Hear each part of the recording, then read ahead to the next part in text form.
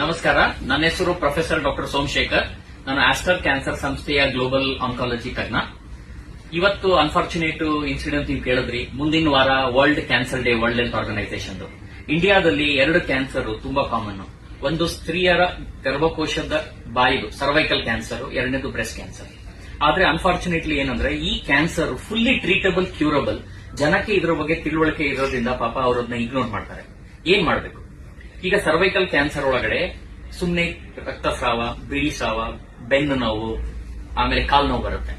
ವರ್ಷಕ್ಕೆ ಒಂದು ಸಲಿ ಯಾವುದೇ ಲೇಡಿ ನಿಮ್ಮ ನಿಯರೆಸ್ಟ್ ಹಾಸ್ಪಿಟಲ್ಗೆ ಹೋಗಿ ಒಂದು ಪ್ಯಾಪ್ಸ್ಮಿಯರ್ ಅಂತ ಟೆಸ್ಟಿಂಗ್ 3 ವರ್ಷಕ್ಕೆ ಒಂದು ಸಲಿ HPV ವೈರಸ್ ಟೆಸ್ಟಿಂಗ್ ಮಾಡಿದ್ರೆ 3 ವರ್ಷ ಮುಂಚೆ ಆದ್ಮೇಲೆ ಕ್ಯಾನ್ಸರ್ ಬರುತ್ತೋ ಇಲ್ಲೋ ಅಂತ ಇವತ್ತೇ ಗೊತ್ತಾಗುತ್ತೆ. ಎರಡನೇದು, ಮನೆಯಲ್ಲಿ ಯಾರೇ ಹೆಣ್ಮಕ್ಳು 11 ರಿಂದ 12 ವರ್ಷ ಆಗ್ತಿದ್ದಂಗೆನೆ 19 ವರ್ಷದ ಒಳಗಡೆ ಒಂದೇ ಒಂದು ಡೋಸು HPV ವ್ಯಾಕ್ಸಿನ್ ತಗೊಂಡ್ರೆ 99